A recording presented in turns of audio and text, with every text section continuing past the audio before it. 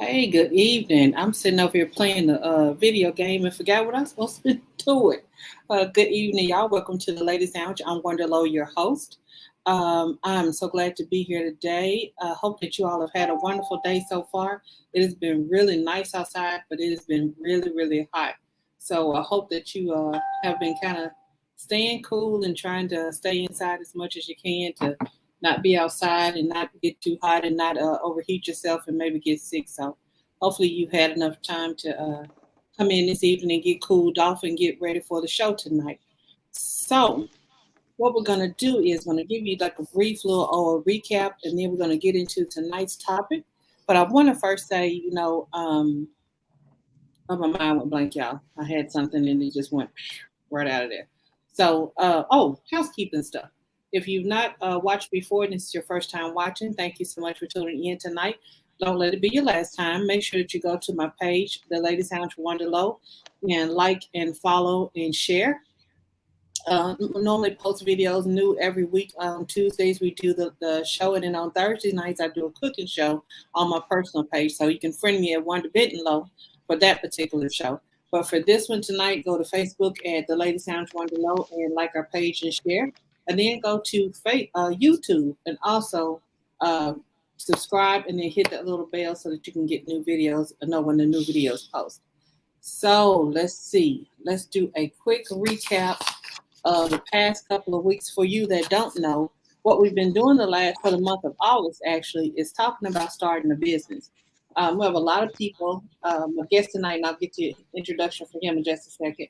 But we have a lot of people that want to start businesses, and due to the pandemic, with jobs going away, with different circumstances happening, we have more and more people that are starting their new businesses right now. So we kind of want to do some shows to kind of give you a little bit of information on some of the things that you might encounter, or some of the things you might experience as you're trying to start your business, and to kind of give you just a little bit of heads up of what you'll be dealing with. So the first Tuesday of the month, we focused on self-evaluation. And I talk about self-evaluation in the sense of, you have a lot of people that want to start a business, but they really don't know what business they want to start. They're not sure of whether or not they can handle the day-to-day grind of being in business for themselves. They haven't really thought about what it takes to be in business for yourself and the work that goes into it. So when you're doing that self-evaluation, what you're really evaluating is your ability, or how much your probability of being able to start your business and to be able to handle things that go along with it on a daily basis. You're also looking at your resources at the time. Is there enough money? Is there enough time? Do you have the right people that can help you? Um, have you thought about what business you need to be starting or you want to be starting? Have you looked at the market in the area? Have you done all these things that kind of give you an idea of whether or not you want to be in business for yourself? Then the second Tuesday, we talked about planning to succeed, and that's the part about writing your business plan. Um, when I was in lending, I used to have people that came in all the time, and they wanted to start a business. And you go, and the first thing they say is, "I need a loan." Well, what exactly do you need the loan for? I don't know. Well, where's your business plan? I don't know. Well, have you sat down and even thought about what business you want to start? No. So that whole night was about walking you through your business plan and getting that idea in your head of what exactly it is that you want to do. And we talked about how your business plan should be a living, breathing document, not something that you write one time and then you use to level out your desk if it's rocking. You need to have that thing where you can see it every day. You need to be able to make revisions to it when something is not working, and you need to make sure that it is the vision that you want to start your business, operate your business, and how you want to pass your business on later on. So we'll go back. It's a show if you want to go back and watch that one. The video is on my page. Like I said, go to Lady Sounds One Low and you can click on that one and watch that video again. But we talked a lot about what you do in your business plan, what should be in there, and that it's your vision and your mission for your business. So that's you writing it out and making it plain and making it so it's something you can follow. Then last week we talked about funding your business and the different ways that you can get funding, as far as from getting small business loans, all the way through having angel investors or having partners that can kind of do some cash inflow, flow in to your business if you need it. So we talked a lot about lending, what gets you prepared to go to the bank, and what you do before you go see a lender. A lot of people don't understand that their personal credit, does get used, or it reflects on how well or whether or not you'll be able to get a business loan. So we talked a lot about all those little things that you need to have lined up before you go and see I almost said a vendor, before you go and see a lender to get a small business loan. So tonight, and I know I'm going a little bit fast, but we want to get right into this and go for it as long as we need to. But tonight we're going to talk about having the right people on your team. If you read the description of the show, then you saw where I said, um, when you start a business, the business is your business. This is your baby. And pretty much everything kind of falls on you. But you don't have to do it all by yourself. Where we get into trouble when you start a business is thinking that you have to be everything for everybody and do the whole thing by yourself. Well, tonight we're going to talk about how do you have those right people on your team. Talk a little bit about mentoring, some about putting together a good team so that you can be successful. Just like you took time to write that business plan, you should take time to put together a team of people around you that can help you carry out what you've written in your business plan. So I'm going to introduce my guest, which y'all know him by now. He's my professional guest. I have two professional guests. One of them is Brian Rogers, and the other one is now Anthony Armstrong. So tonight we have Anthony back again. Anthony is the pastor of Christian. I'm gonna say it wrong. Unity Christian. I always say it wrong. So you say it in a few minutes. But he's the pastor of a church in Pine Bluff. And normally on Tuesday nights at 7 p.m., he's doing personal finance classes. So whenever he's not on this show, make sure that you all are tuning in and watching that too, because he is giving some excellent, excellent advice and information on not only just personal finance, but on business finances as well. So Anthony is the owner and CEO of Fernices Group Consulting. He has been in business for umpteen million years. Now he got a baby face. Don't let him fool y'all. Look young, but he's been around for a little while. Yeah, I He have. has a long history in banking and in lending and in small business development. So I normally stop talking and let him talk.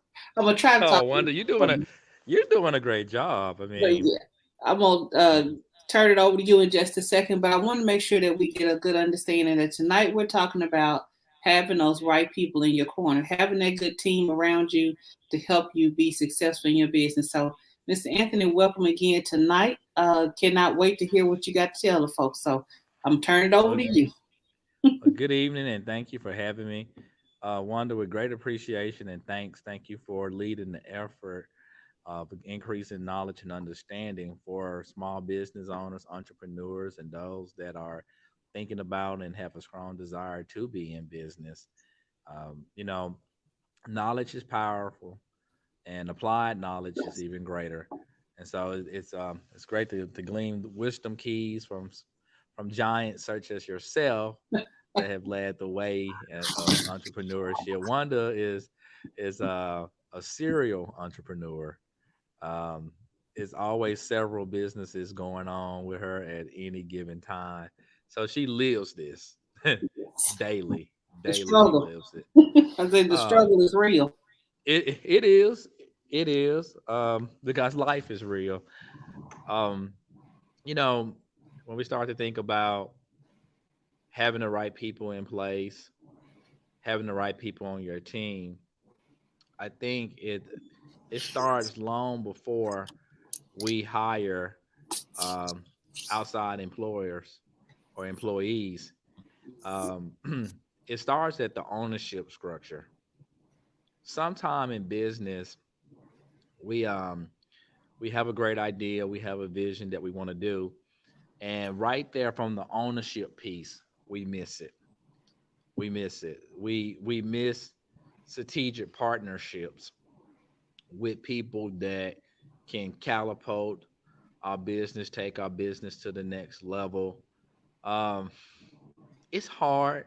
It's something that I think we all at some point deal with, we wrestle with. We have our personal preferences when it come down to owning anything with someone else or being in partnership with anyone and having someone else in our finances. Um, and having someone take part in our life goals, visions, and so on. But in the ownership piece, we have to get the ownership piece right from the beginning. There, when we're looking at percentiles, who's who's majority owner, and so on, and you start to really think about your business, and you can put your emotions aside, and you can block out, you know, the negativism that's out there, and you can really just sit down, take a deep breath, and think about this thing as a true CEO, as a true entrepreneur. What do your ownership structure needs to look like so that you can have the right people on your team from the beginning? And this is something we always talk about, and I kind of joke about in a SWOT analysis when we look at the entrepreneur strengths, weaknesses, opportunities, and threats, and go on to the market analysis. But if you have no assets, if you have terrible credit, if you have poor people management skills, but you are the person with the skill that can produce the work in or service, whatever areas you're weak in, whatever areas you're not strong in, I think right off the bat we got to get the ownership piece right. Hmm. And ownership can look a lot of different ways. You know, ownership in your business structure do not necessarily have to be an individual. It can be organizations on the nonprofit side that can have ownership in a for-profit business. Okay. It can be another for-profit business, a silent investor Hmm. who do not want to run the day-to-day operations of the business, but you need some money and they got bank. And so when you start talking about right off the bat, having the right people on your team is addressed at the foundational point, at the conception point, and that's at the ownership level. You know, how much ownership are you willing to give up in the beginning? And I had this conversation today. $250,000, $500,000 for a 10% ownership Hmm. at the beginning of a business. You know, if someone has the financial wherewithal to make that type of investment in your business, whereas you're not at this point in your business sitting on millions. Your business have not accumulated um, assets right off the bat. Your product has not went to market. You don't have any major contracts. Entertaining an investor or ownership partner that can buy into your vision, your dream, and for an ownership piece of your company is well worth doing. 98% roughly, and that number fluctuates, of all small businesses fail within the first 5 years. And I'm sure the reason why that is so true is because of a lack of funding. Yeah. I have a conversation daily with small business owners, with entrepreneurs. The major hurdle out there is no one has any money. No one has the financial wherewithal to get a large enough business loan so that they can really take their business to the next level. Hmm. So strongly give some consideration to your ownership piece of your business in the beginning. Make sure you have the right business partners. Mm-hmm. Um, Make sure that your business partners, again, are strong in the areas that you're weak. Make sure that your business partner can bring some diversity to the table, Yep. um, and and a different perspective that may not always be yours, because that will help keep you grounded and Mm-hmm. balanced. And To balanced. hear that, so the right people on your team, when you start to look at this, you're doing your research phase. We like to skip around a lot and not do the research. During the research phase, before you even come up with a name for your business, you're just in the research phase, the idea research. And if, as you're researching and you're reading various different documents out there and white papers and looking at their different videos of the industry and of the sector that you're wanting to go in, the type of business that you want to open, and you're looking at and you're listening to the hurdles and the challenges that's in that sector, that's in that industry, Mm-hmm. and in that business type or entity, and you're learning that, hey, at some point I'm trying to avoid some of these hurdles. How do my ownership structure need to look so that I can have the right people on my team? um, it's very important in outside the ownership structure that you know what positions you need. The worst thing you can really do outside the ownership structure is hire someone and pay them and they not be what you need. Exactly. You cannot afford that starting out as a small business. And to be truth be honest, Fortune 500 companies ain't gonna even live with that in hiring the wrong. That's why some of those interview processes are so long and so intense and so drawn Mm-hmm. out. You have to have the right people. A body just won't work. A degree just won't work. Um, you have to have the right people. You yourself, as the entrepreneur, CEO of your company, the business owner, need to develop job descriptions and functionalities. At one point in time, that was something years ago that was included in a business plan was key people. And on that key people tab, you would have a job description of these key people. And you would have some qualifications and requirements that these key people have to have. Just because your small business is a new business and it's small, you don't have to run it as such. Look at the leaders, look at the industry leaders. You can go out there to Indeed, you can go out there to LinkedIn. I jokingly say this, Career Builder is still around. Mm-hmm. For those of us of any age, you can go out there and look and pull and click on an opportunity, a job opportunity, and what's going to appear? A job description.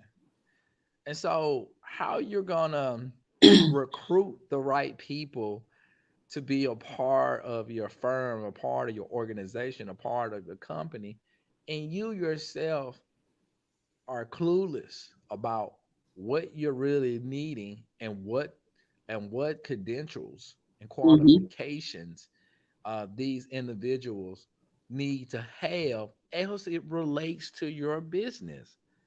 Um, you don't go get a dentist to perform a brain surgery.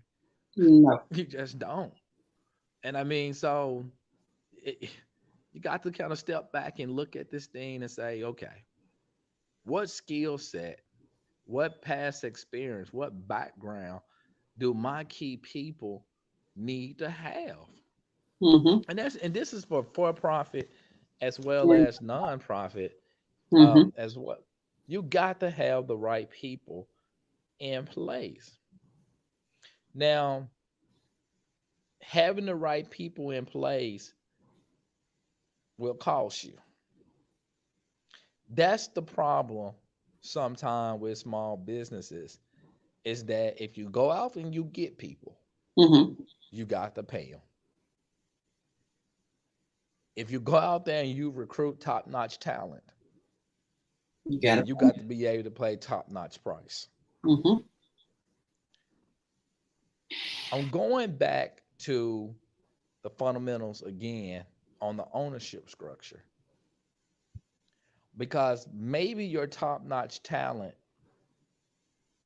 that you're wanting, that you cannot afford to pay, can have a percentile of ownership in the company. Because you need, I call them next level individuals, next level NLIs, next level individuals. Mm-hmm. You need to connect with next level individuals. That every organization that's around, that's been around, that they have them. Whether you're talking about your mom and pop car lot, whether you're talking about your major car dealerships, whether you're talking about your NFL teams, your NBA teams, y'all know where I'm going with this. We call them superstars on that level, right? Mm-hmm. Okay. Well, you need a superstar. I mean, this is your livelihood. Some people on walked away from jobs. Some people on empty out 401ks and retirement. Some people on stole money and killed folks just to get the business up off the ground. Just play it at night, I but hope not. I really not. Some people, some people did everything shady under the sun to get to this point. All right, so you don't got to the point to where you don't birth this business. You got to have the right people in place Mm-hmm. to take this business to the next level. Recognizing, again, going back to the fundamentals, recognizing your own strengths, your own weaknesses, your own opportunities, and your own threats will equip you to be able to hire and to find and identify what those right people really need to look like. Some people suck at sales. I'm gonna be honest. A lot of Mm-hmm. small business owners sucks at sales. They're terrible salespeople. Terrible salespeople. They don't want to call nobody back. They don't want to follow up. They don't understand the whole psychology of sales. Like, can have a great product, can have a great service, but just can't sell. They cannot sell. Well, sales is the old saying is that I can sell ice or eczema, right? So Mm-hmm. you need to find somebody that can push your business, that can sell. Because if you don't have no sales, I don't care what industry or what service you're in, baby, you're not gonna make no money. That's Your true. product or service got to move. And if you are not a salesperson, you need to identify you a sales person. You need a sales manager. You need someone that got the gift of gab. You need someone on your team that can push your product or service, Mm-hmm. because that's not your strength. Yep. And again, it's understanding the sales process. And there's so many different templates out there that can help you understand the sales process. But we're talking about the right people on the team, right? So I'm Mm-hmm. starting with ownership. Second, I'm starting with sales. Right. And Whatever you got. let me go back Mhm. just a second on something you said earlier about the job descriptions. One of the things that, and that's a very important part that you have to have, is that when you're asking people to come onto your team, you have to know what it is that you want them to do and be specific about it. I've heard people say, well, I know I need somebody that can do sales, like you said. I know I need somebody that can do the administrative work.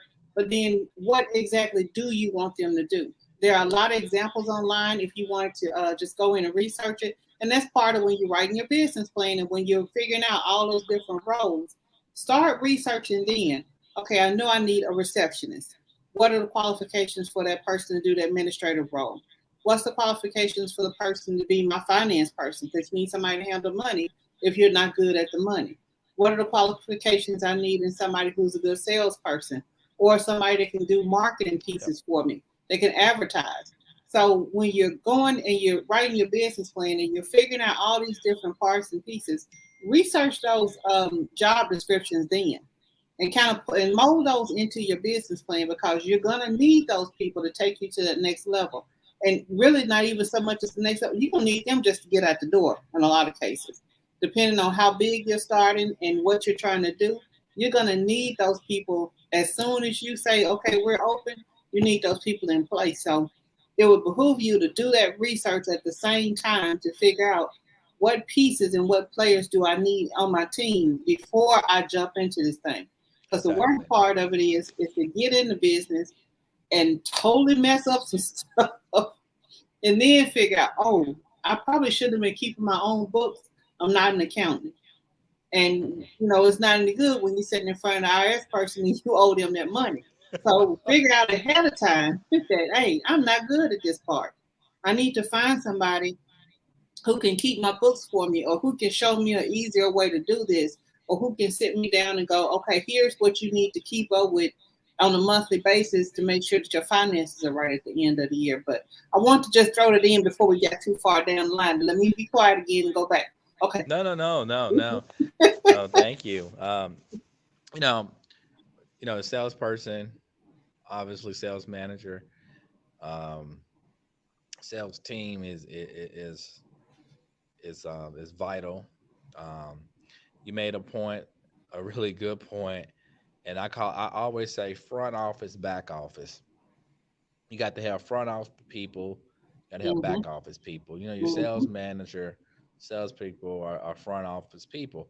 Your accountant is a back office person, and that's bookkeeping, accounting. You need someone or someone's that somebody that's fluent in that. But also, I I would say this: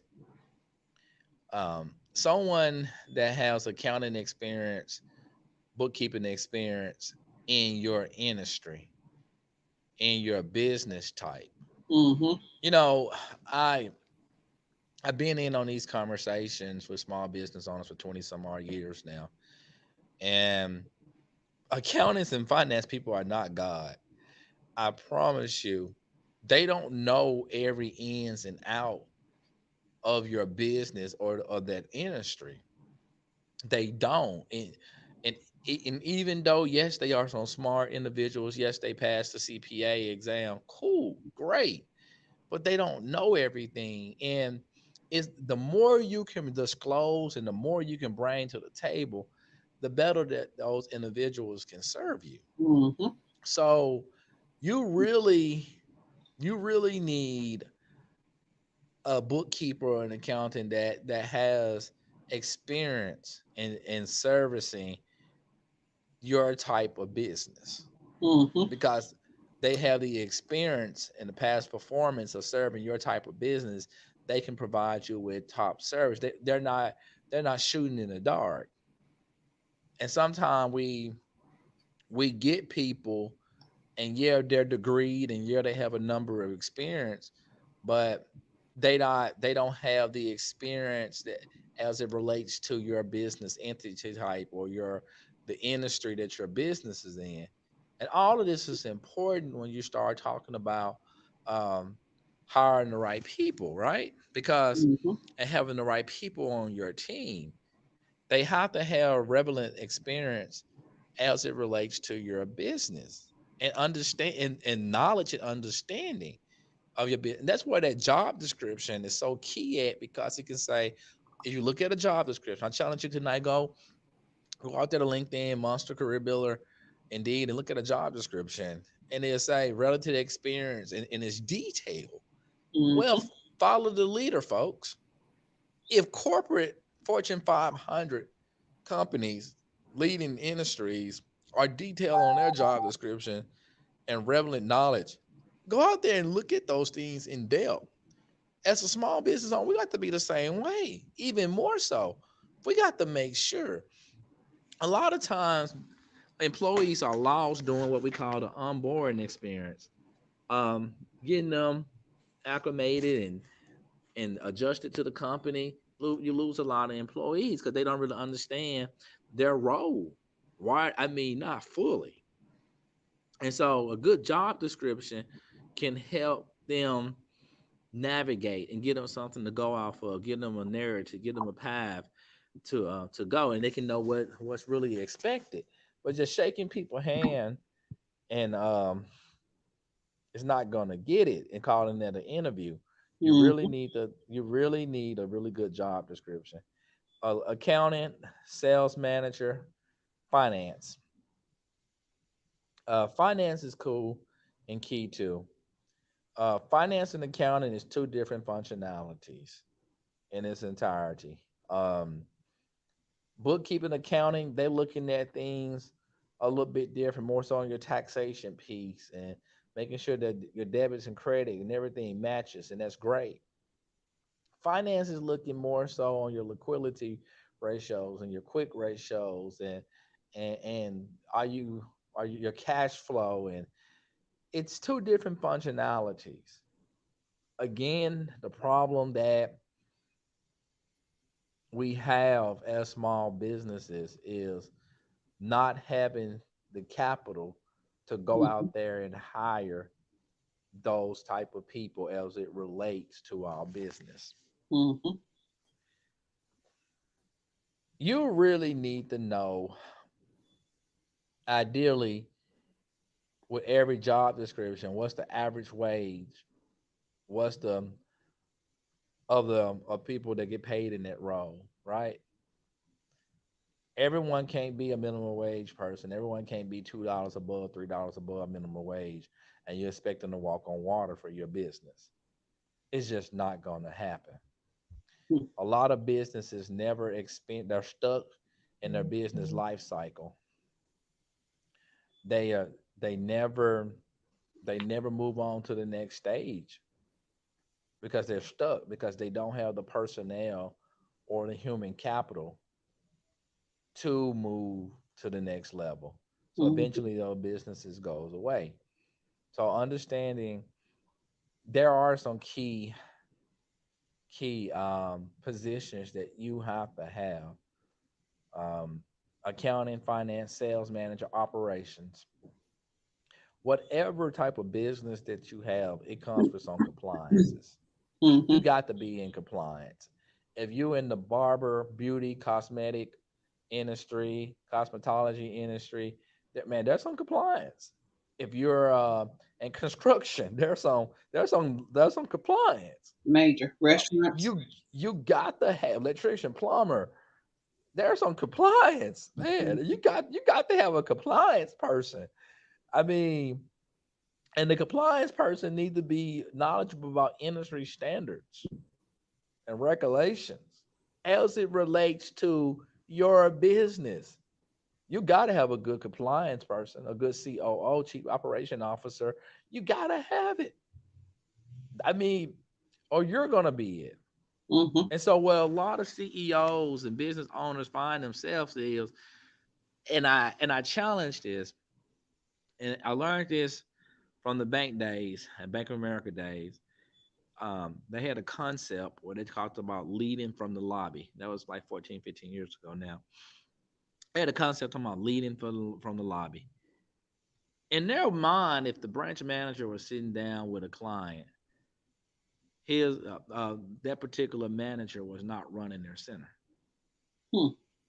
And so that was that corporate philosophy that they had, that they wanted the manager in the middle of the center. They called it leading from the lobby, in the lobby, observing everything that's going on, directing traffic, coaching,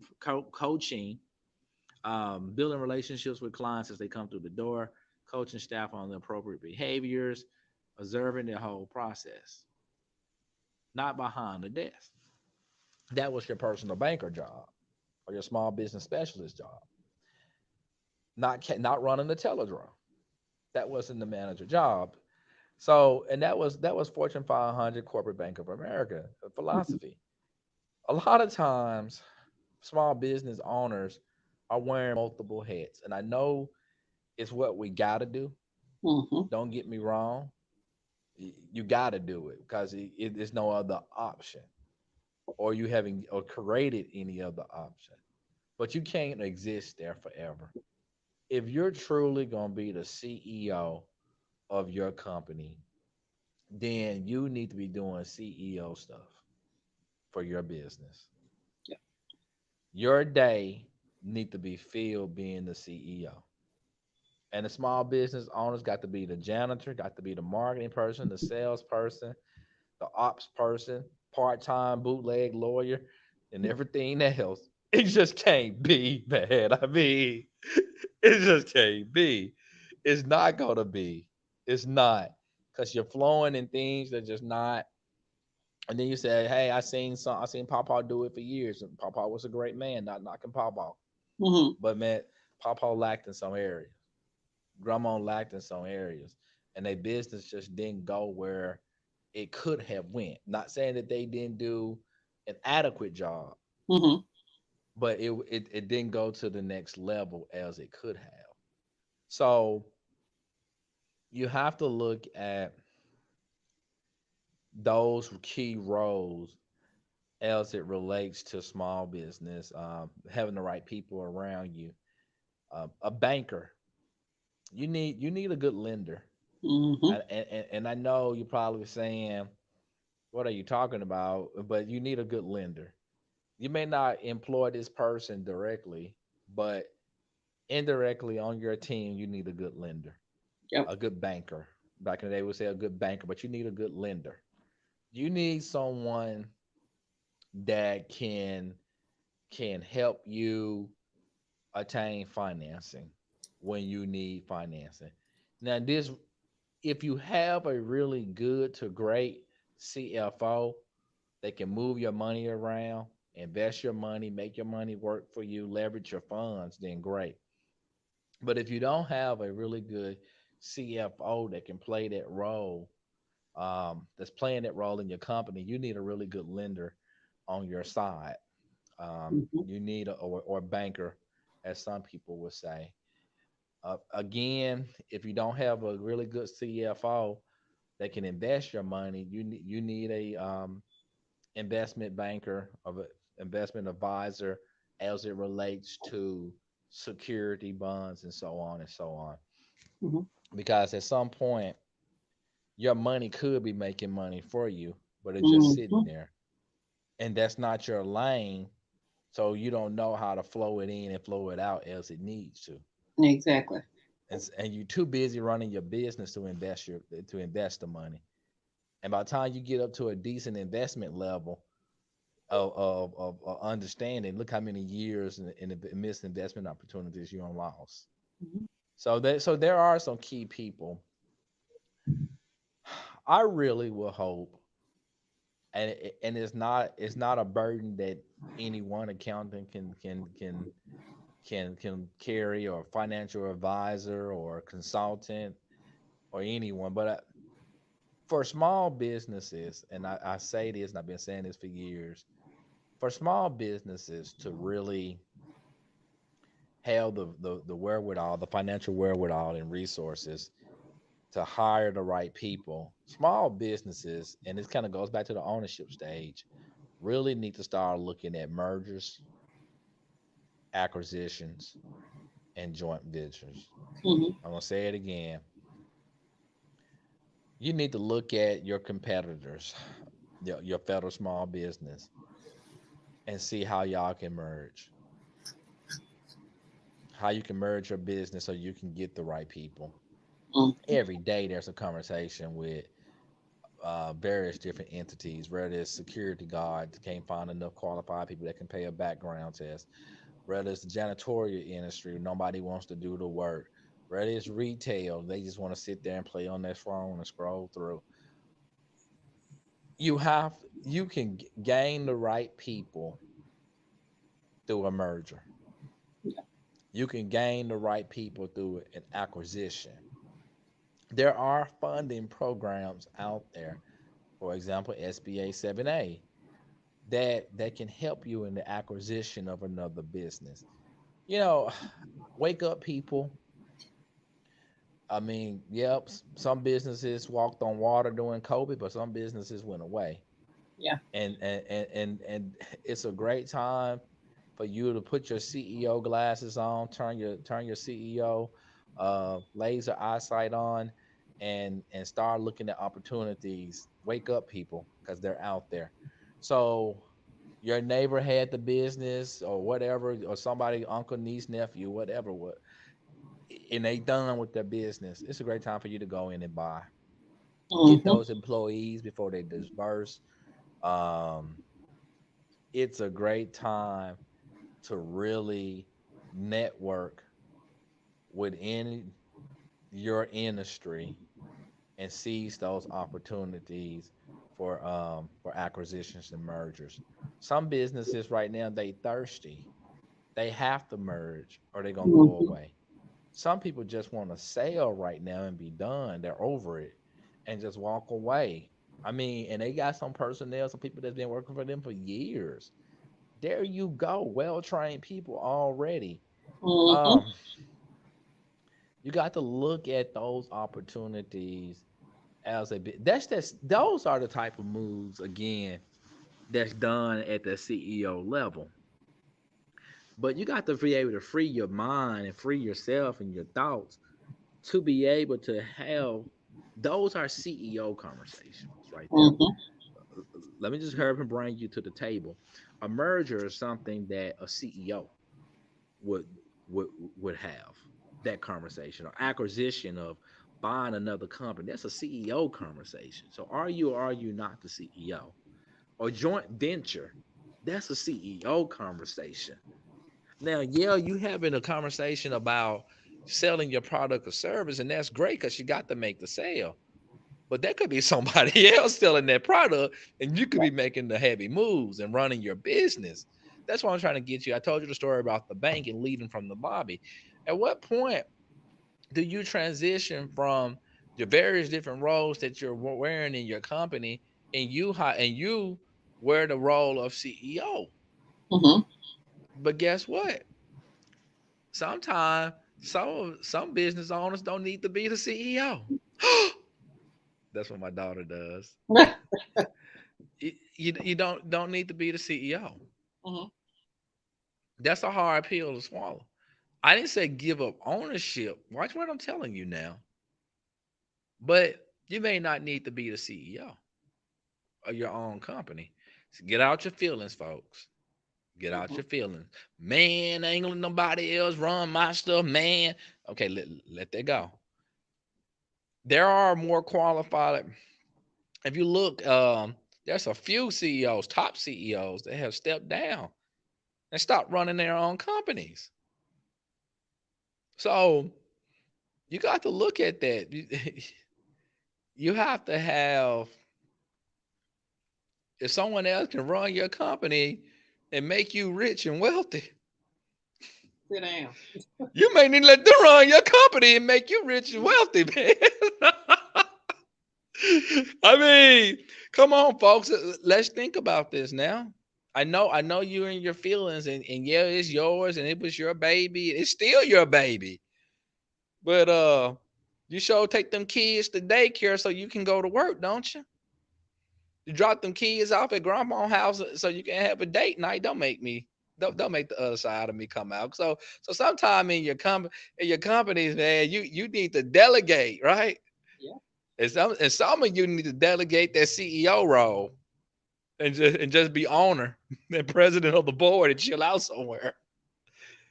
Cause some of you need to let go the day-to-day management routines. You're not affected no more. Mm-hmm. You're not. You're in a zone, you're in a space. You're just really just there.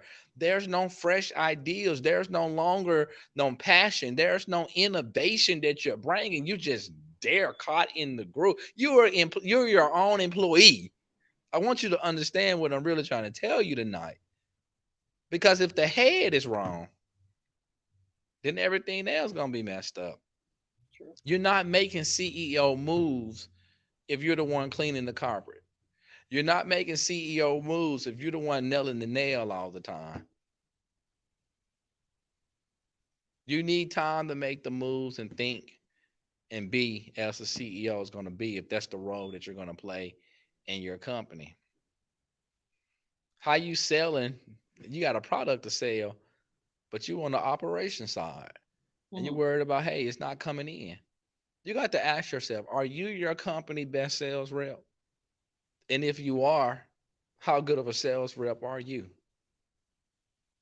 So we started talking about having the right people in place.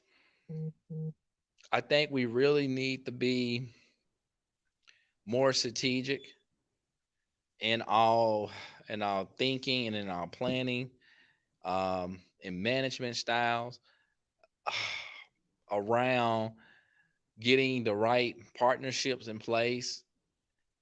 And I'm going back to the ownership structure. I can't really leave there because it got to start there. Mm-hmm. Where the money gonna come from if you got jacked up credit and no assets? And I'm a man of faith, and I know he's able. Don't get me wrong, but where the money gonna come from? Like in the beginning, where the money gonna come from? When you can give up some ownership of your business and have everything that you need to take your business to the next level. Exactly. That's what I'm looking. You got to be able to give up something, right? You can't keep it all. McDonald's is a franchise. Oh, right. Chick-fil-A is a franchise. Don't make me go there. Starbucks is they strategically placed them. Like, come on. There's so many corporate franchises that franchise out. They gave up something, but they're still making money. You got to give up something Mm-hmm. to really make the moves that you need to make. Mm-hmm. That you really need to make. So just to kind of recap, ownership structure from the beginning. Yes, it's your money. Yes, it's your ideal. Yes, it's your product. But are you really the best person to run your company? Mm-hmm. You birthed it. Yeah, you did all of that. But are you really the best person to run your company? Okay. So we're looking at the CEO position. Um, investors, silent partners, um, key employees that you can recruit to your company and give them ownership, part ownership, and their buy-in will be greater. And they have skills that you do not have. You Mm-hmm. can't afford to pay them. Let's just be real and just cut down till you broke. You're counting the negative. You're not cash flowing. You're a subprime on the deal, and they ain't paid you in 60 days. Can I just be real today? You don't got no money. Your friends, family, and all the fools you know are broke. And every time you go to the bank, it's declined. So where are you gonna get the money to pay the person? But you need them. If you bring them in, this person can 100% increase your sales. They're that good. They are that good. You cannot afford not to have them. Mm-hmm. So operations, you know you're not a detail person. So when the auditors come out and the compliance officers and the monitors and all of that, you're not a detail person. That's not your thing. You're not attention to detail. Sure. So because of that, you need a good operation person if you're gonna stay in compliance. Yep. That's two. That's three, right? Four, accountant that has industry knowledge, business knowledge as it relates to you and your business. Fifth, a finance person. They can legally move your money around. I like that you said legally. They can legally move your money around. I mean, and make your money really work for you. And you need that. I won't be mean to my JD lawyers. I love messing with them. Depending upon the industry that you're in, you may can dig up one and put them on a retainer. Maybe.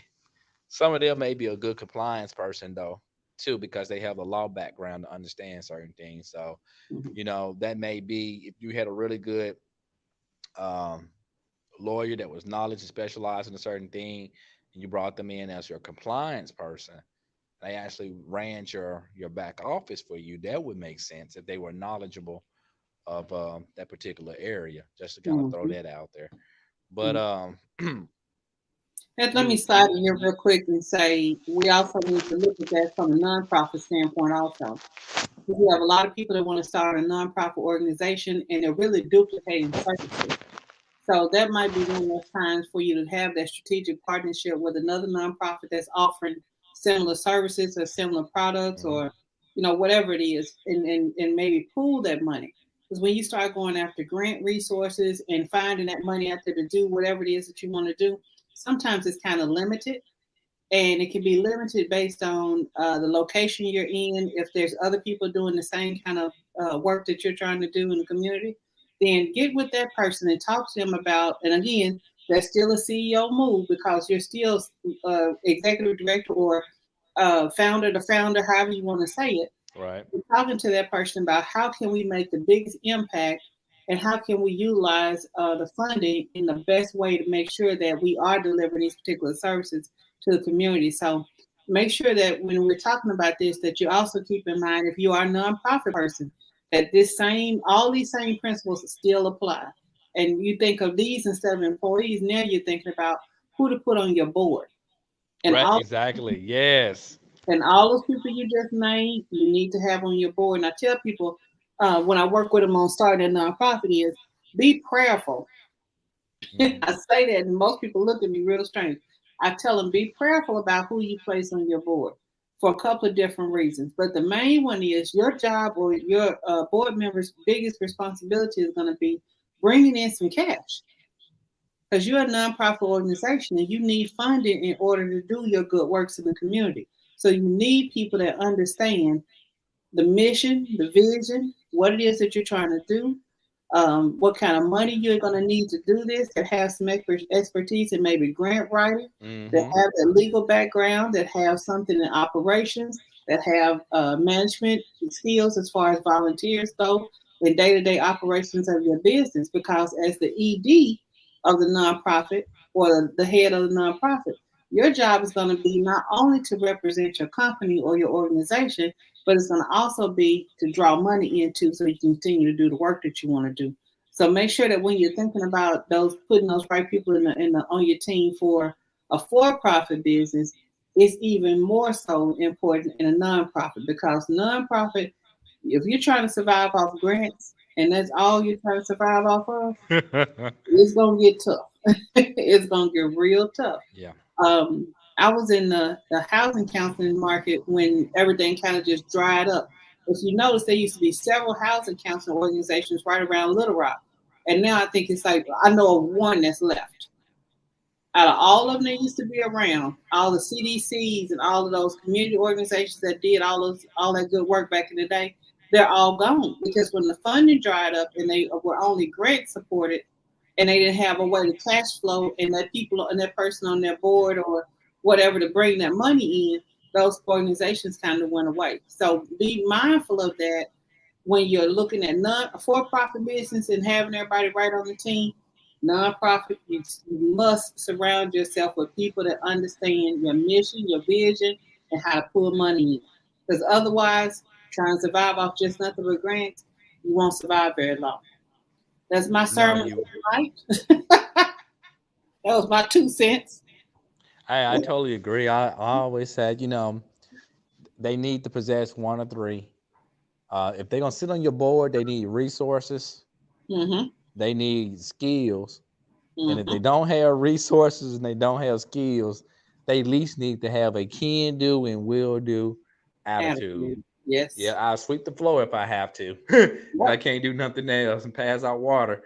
Well, but and a lot of times we just think about they don't. Again, your board don't have to always be individuals. Your board can be made up of people that are no, your board can be made up of organizations Mm-hmm. Mm-hmm. that in turn are larger nonprofits. Yep. You can have a That's coalition. that's some of that strategic planning right there. Mm-hmm. That's just not you don't gave some thought to it. Because Yep. then they can help support and undergird your nonprofit organization. They're large enough to do it and tap you into their customers and their systems. Mm-hmm. So it's a lot to take a look at. Yep. All right. Well, we are getting down to about 5 minutes out, and I don't know if there's anything else we can add to that. You know about putting the right people on your team, and I thought about this. One of the things I did, I have a master's of public administration, and I picked that because I like putting together teams. I don't know what it is. I'm an organized person and I like organizing people. So why not get a degree in organizing people? So that's basically what it is. But one of the things, and I think one of my favorite lessons was having the right people in the boat with you and Hmm. making sure that each one of those people had a clear understanding of what their role was, because that's the other thing. You can have the right people and have them in the extremely wrong role and they will not be effective. They won't be efficient because, again, like you said earlier, you don't call a dentist to do brain surgery. You don't call an airplane pilot to come in and cut the grass. I mean, they probably could, but that's not their specialty. So having the right people on the team and then having them in the right role means that you've got to learn how to read people. You've got to do some research on the folks that you hire when you're sitting out interviewing. You have to ask the right questions. You got to have the right information so that you know that when you hire that person, you got the right person for the role that you need them to play. And then once they're in that role, giving them all of the tools and all the resources they need to do that. Again, you don't want to hire somebody and tell them to make it happen with a piece of duct tape and some bubble gum. You need to give folks what they need to have to do the job for you because at the end of the day, it's your business. Everything's gonna fall back on you regardless. I don't care how big it is, how small it is. It's your business. So you want it to operate and to be as efficient and to be as productive and to be as profitable as you can be. So in saying that, put the right people in the right roles and then give them the right resources to get the right results that you want. That's a lot of R's. So right people in the right roles with the right resources get you the right results, basically. So it behooves you to do that background stuff, to do the study and to do the research. Um, if I'm not mistaken, Indeed has a place on there where you can go if you're not sure about what the average salaries are for a particular role. Yeah, You it can does. type it in and do the research. If you need an operations manager in Arkansas, what's the going rate for an operations manager? Because what you don't want to do is interview somebody that is sold them with $13 an hour when they've been making 60 to 70 thousand dollars, a year. They've been on a salary person. So you want to make sure that when you're pulling folks in or you're interviewing people, that you're offering them a package or you're offering them a salary that's going to be what they can actually operate out of. And it fits the job and it fits the roles that you want them to play. So it's a lot of when you get into studying people and getting into the psychology of how to work with folks and how to put people in those roles and to get the most out of them. I'm working on oddly enough, I'm working on a certification now on project management. And a lot of that is about having the right people in the right roles to get the right results for the project. So knowing what you want, understanding your business, understanding your industry, and then seeking out those people that have the right experience that can bring you to where you want to be. And then you want to make sure that you're giving people, that you're bringing in people that can grow and having them, some growth opportunities for them inside the business that they can just continue to help you make money. And like you said, it might become a time where, hey, I can't pay you, but I can offer you a percentage of the business. So doing those CEO things to get you to where you need to be to build your business, to make your money, and hey, leave a legacy and pass it off, or however you want to do it. Or if you want to just step back and say, hey, y'all run it and I'll be on the beach. However you want to do it is when you start sitting there at the beginning. Is you go ahead and plan. Was it start how you want to finish? Go ahead and Yep. be looking at this is eventually where I want my business to get to, so I can just step away from it if need be. So I'm done. All right. Well, hey. All right. I just said, don't be afraid to invest in the right people. Pay Exactly. people. Pay people. Don't be afraid to invest into the right people. Hmm. All right. All Well, right. thank you for having me. I really enjoyed myself as always. I enjoy listening to you because I learn something new every time, or you give me something else to think about every time. So I'm thinking you're doing the same thing for the folks that are watching. Thank you all for tuning in tonight. I hope that we gave you some information that's going to help you in your journey to start your own business and become your own boss. I hope we didn't scare you away from it, but at least gave you some other things to think about because it is a serious step.